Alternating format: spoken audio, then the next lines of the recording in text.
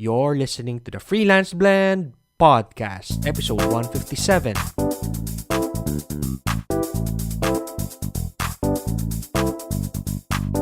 Welcome to the Freelance Blend Podcast, where we entertain, educate and engage freelancers from the Philippines and across the globe.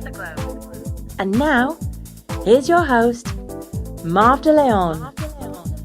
Hey guys, this is Marv De Leon again for another episode of the Freelance Blend Podcast. And first of all, thanks for watching me here on YouTube and for listening to this episode at either on Spotify or iTunes or wherever you are listening from or watching from right now. So thank you very much. So for this episode, this is another episode of AskMarv, where I answer your questions about freelancing, online business, and anything related to being an entrepreneur and anything about working online. So first, before I answer your questions, if you have questions yourselves and if you want to send them to me and if you want to be featured or your question to be featured on the show, just message us on Facebook, facebook.com/freelanceblend.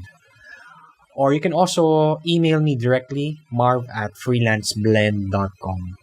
Okay, so we have I think I will be able to answer 3 questions from you guys.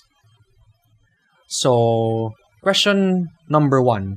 How can I secure employers and how long will it take for me to have a freelance project?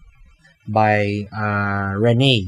So I won't give her full email address, but her name is Renee. So how can I secure employers and how long will it take for me to have a freelance project? So how can I secure employers? So I'm thinking your question is how you can keep your current clients. How do you make them long-term clients and for them to not fire you right away? So it's very important that your gig or your skill set is something that will be the client will need for a long time. So definitely when you do that interview with the client and when you send that proposal, you should have a proposal that will address it's not just a short-term project, pero you have something like a retainer so that long-term yung engagement. And that's how you can secure that client and that it's easier for you. You don't need to get new clients all the time. You can work with a few clients. So make sure that you have that in your skill set. Let's say you're a social media manager. Again, that's our example. So yung short-term na project will be setting up social media profiles. Let's say Facebook profile, Facebook page, Facebook group, Twitter account, IG account, etc. So setup lang yon. But what about the everyday? Of course, social media marketing, you need to have something posted at least every day. So yun na yung social media management, social media marketing, where you have a retainer na. So para na siyang a monthly retainer for the client to be able for the client, hindi niya na kailangan mag-post every day. You will take care of that problem for them. Hindi na, kumbaga, he or she can focus on other parts of the business. So he will handle everything about social media. So that's how you position yourself, na hindi ka lang there for the one-time project, but you're there long-term. And clients would also appreciate that kasi for them, they don't need to look for new freelancers every time. And if magaling kayo, then they would rather have you on their team as a team member for the long term. So it's a win-win. So you have to position yourself that way during the call and in your proposal. Meron kayong option for the project setup and secondly for a long-term kumbaga retainer arrangement na.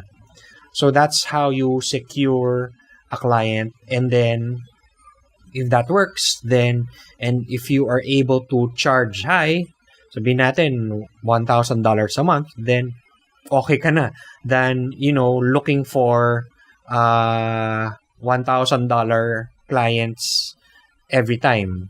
So the good thing is you can focus on your work and instead of keeping on getting new clients every time, and you'll become a better freelancer pa. So I hope I answered your question. How long will it take for you to have project? So siguro man ito yung question, how long for you to get a client. So walang depends. It can take months, it can take days. So wala talagang it really depends on you how regular you are applying, how yung offer mo, yung service mo, how attractive is it to the client. So that's really case to case basis. So next question from Jean.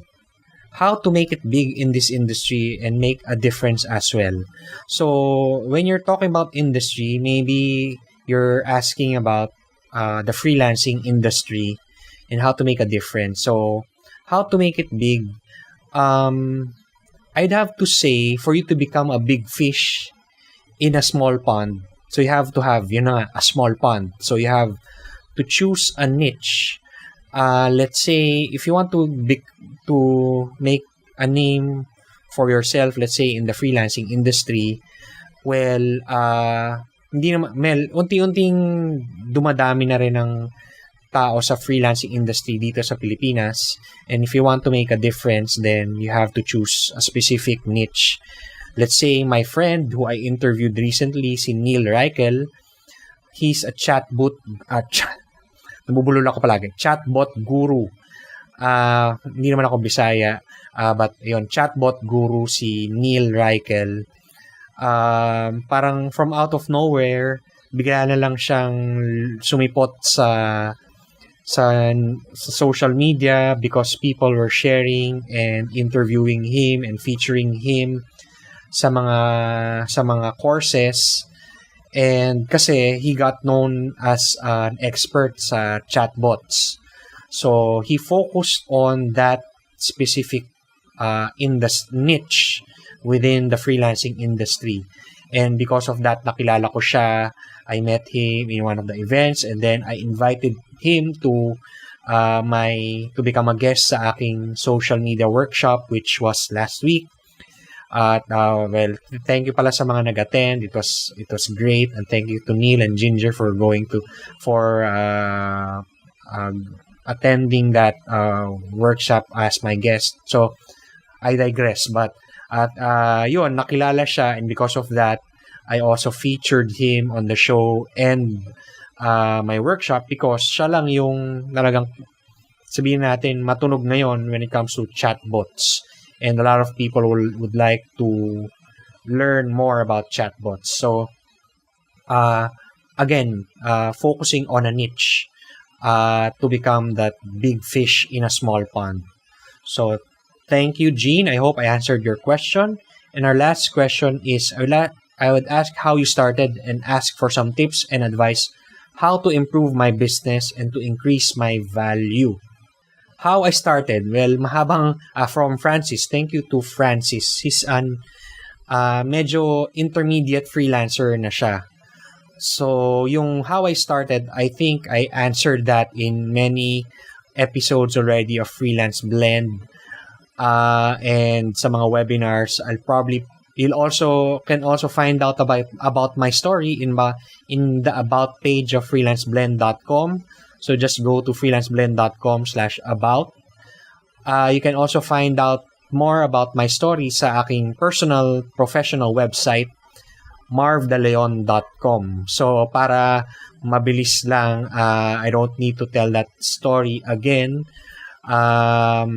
Even sa previous episode, I talked about quickly how I started sa online business. Go to freelanceblend.com/156. But what I would like to answer is his question, how to increase my value. So I guess the question is, the question niya, yung second question, how to improve my business and to increase my value as a freelancer. So since intermediate freelancer ka na, so how do you continue to keep improving your business and increasing your value? So I always answer this is to education talaga, adding to your skill set. You shouldn't just wag ka maging kampante sa current kung ano man ginagawa mo. You should keep on improving your craft. Let's say, again, social media manager ka, example natin, ang daming social media platforms out there coming out. So are you learning about the different platforms? Napag-usapan natin yung guru, yung chatbots. Do you know what a chatbot is? So if not, then you should continue to learn about these features and platforms, and that's how you increase your value. That's how you can improve your business, and that's how you can charge higher. Kasi let's say, yun nga, sa chatbots, you can charge as high as thousands, 2,000 pesos, dollars. Compared to setting up a Facebook page, baka $5 lang yan. So chatbots, $1,000. So ang layo ng value, di ba? So if you are stuck in just creating and being a social media manager, then mahirap yon. So hindi lang naman yung example. Let's say you are a digital marketer and you don't know copywriting. Ang alam nyo lang is email marketing. Hindi, related pala yung sa copywriting. Alam nyo lang is, as a digital marketer, creating a digital marketing plan. That's very general and madaling humanap ng freelancer na ganon. But if you are aware of digital marketing tools like ClickFunnels, like ActiveCampaign, like Infusionsoft, then you add to your skills, you add to your value. So, I hope I was able to answer your question, Francis. And medyo umiingay na sa background ko. I hope hindi nyo naririnig yon, but that's a signal for me to end this episode. So, thank you. I hope I was able to answer all 3 questions by Renee, Jean, and Francis. So, thanks again for listening. Please join our Facebook group, freelanceblenders.com, and join our community of freelancers. And we meet regularly through meetups and also online through webinars and chat groups. So please join us sa ating Facebook group, freelanceblenders.com. So that's it for this episode. Thanks again for listening and peace to everyone. Bye. Thanks for listening to the Freelance Blend podcast. For more details about the show and our thriving freelancer community, please visit us at www.freelanceblend.com.